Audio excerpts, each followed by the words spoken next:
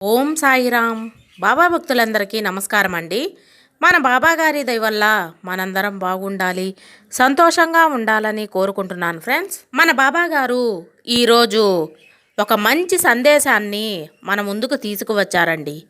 ఈ వీడియో మీరు first time చూస్తుంటే ప్లీజ్ లైక్ చేయండి, షేర్ చేయండి, సబ్స్క్రైబ్ చేయండి ఫ్రెండ్స్. ఇక ఈరోజు ఈ వీడియోని మొదలు పెడుతున్నాను ఫ్రెండ్స్.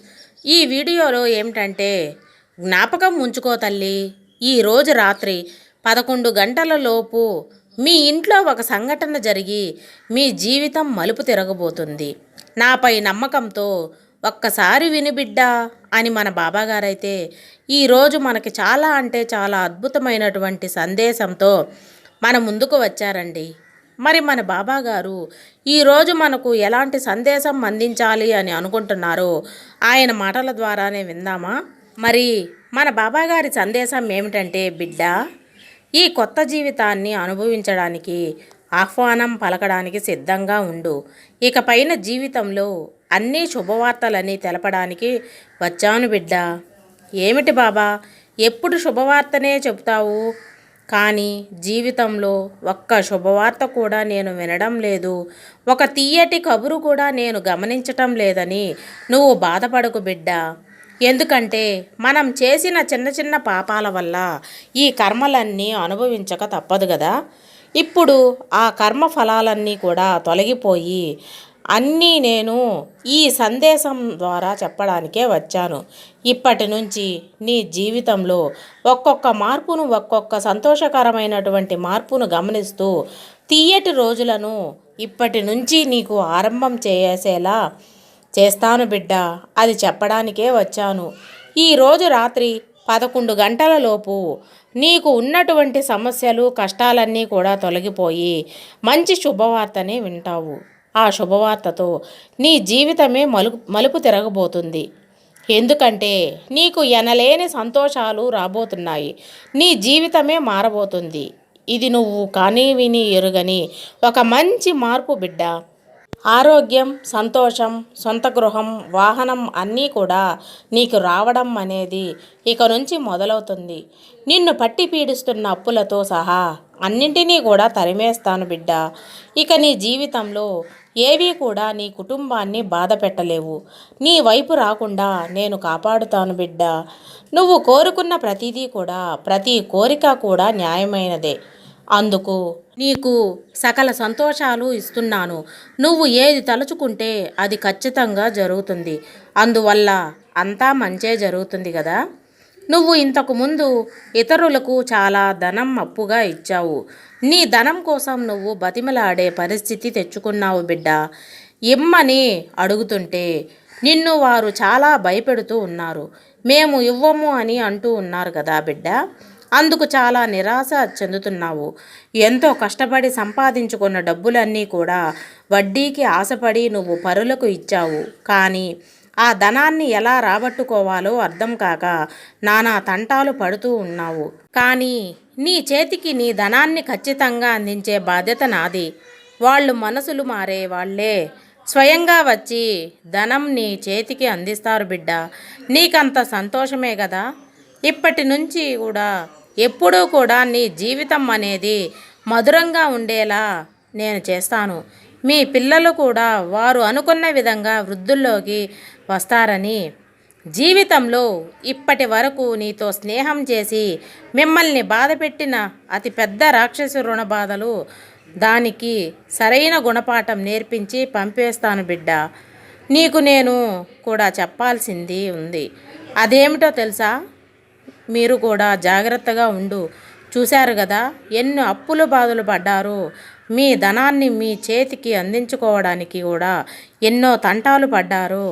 ఇకపై జాగ్రత్తగా మసలుకొని ఎవరికి సహాయం చేయాలి, ఎవరికి ఇవ్వకూడదు అని నీ జీవితాన్ని చక్కగా ఆలోచించి మసులుకోవాలి బిడ్డ.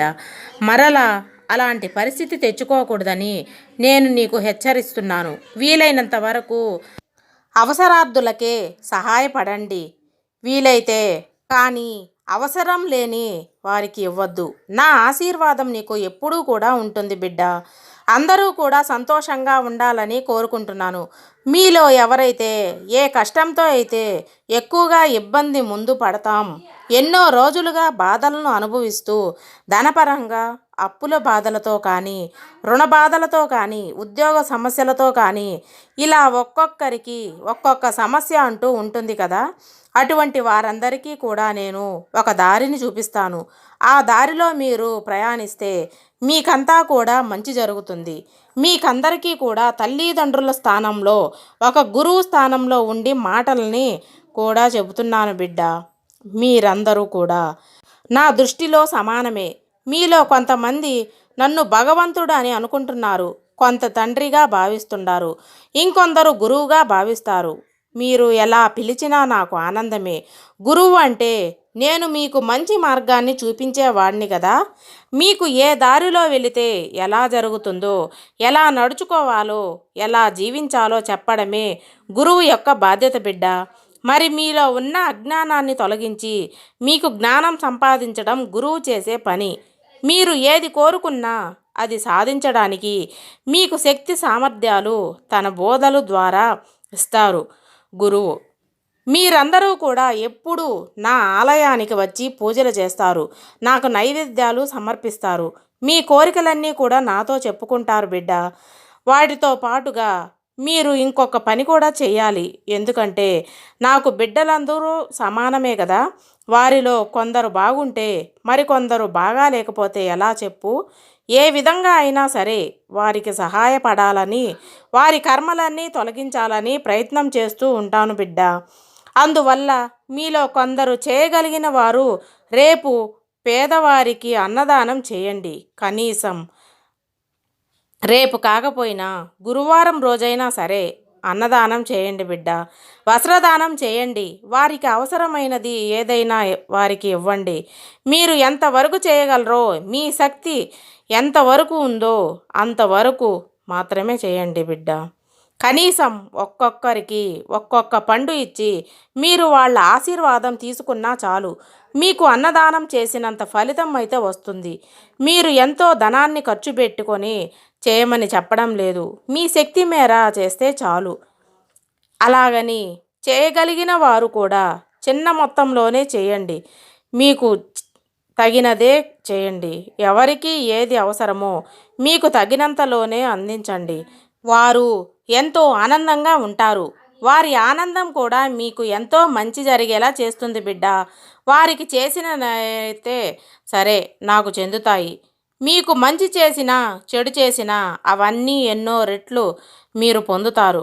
కనుక మంచిని చేయండి. మీరు పేదవారికి ఏమి అందించినా సరే వారి రూపంలో నేనే స్వీకరిస్తానని గుర్తించుకో తల్లి. ఒక్క రూపాయి ఇచ్చినా చాలు, అందులో నేను ఎంతో ఆనందాన్ని పొందుతాను. మీలో కొందరికి ఎటువంటి చెప్తే అసలు నచ్చడం లేదు కానీ బిడ్డ, ఆరోగ్యం కోసం చేదు మందులు పెడితేనే కదా ఆరోగ్యం నయమవుతుంది. అలాగే మీకు వినడానికి చేదుగా ఉన్న మీ కష్టానికి నేను మంచి మాటలే చెబుతాను బిడ్డ. నేను మీ గురుస్థానంలో ఉన్నప్పుడు మీకు మంచి మాటలే కదా చెప్పాలి. మీరు ఏదైనా సాధించాలి అనుకున్నప్పుడు పట్టుదలగా ముందుకు నడవండి. నా యొక్క మాటలు మీకు ఎంతగానో ఉపయోగపడతాయి. కానీ ఇలా చెప్పడం చాలామందికి నచ్చదు. ఎప్పుడు బాబా ఇలానే చెప్తూ ఉంటారని మీరు అనుకోవచ్చు. తద్వారా మీరు ముందుకు వెళ్ళాలి, ఎంతో మంచి స్థాయికి చేరుకుంటారు. నేను చెప్పిన మాటలు వింటే గనుక మీకు చెప్పేది ఒకటే, పర్వదినాల్లో చేసే సహాయం ఏదైనా సరే ఎన్నో రెట్ల ఫలితాన్ని మీకు అందిస్తుంది. మీకు శక్తి ఉంటే వీలైనప్పుడల్లా కూడా అన్నదానం చేస్తూ ఉండండి. వస్త్రదానం కూడా చెయ్యి. నేను మీలో నివసించిన వాడిని కదా. మీ సార్థక బాధలన్నీ నిన్ను చూసిన వాడిని. మీకు ఇదియా అదియా అవసరమో ఏది అవసరం లేదో నాకు బాగా తెలుసు. మీకు అవసరమైనవన్నీ కూడా అందిస్తాను. మీరు ఈ లోకంలో సుఖంగా జీవించడానికి కావలసినవన్నీ కూడా నేను సమకూరుస్తాను బిడ్డ. మీ ద్వారా నేను మరొకరికి సహాయం అందించేలా చేస్తాను. అప్పుడు వారు మీలో నన్ను చూసుకొని ఆనందం పొందుతారు. వారి ఆనందంలోనే కదా మీకు నా ఆశీస్సులు అందుతాయి బిడ్డ. నేను చెప్పింది ఎవరైతే ఇష్టపడతారో వారు ఏ విధంగా పేదవారికి సహాయం చేస్తే ఆనందం పొందుతారో మీ అందరికీ కూడా సహాయం చేసే గుణం అలవాటు చేయడానికి నా ఆశీస్సులు ఎప్పుడూ కూడా ఉంటాయని తెలియపరుస్తున్నాను. నువ్వు కోరుకున్న ధనం మీ సొంతమవుతుంది. నీకంతా మంచే జరుగుతుంది బిడ్డ అని మన బాబాగారైతే ఈరోజు మనకి చాలా అంటే చాలా అద్భుతమైనటువంటి సందేశాన్ని అందించారండి. ఈ వీడియో మీకు నచ్చిందని అనుకుంటున్నాను. సర్వేజన సుఖినో భవంతు. జై సాయిరాం.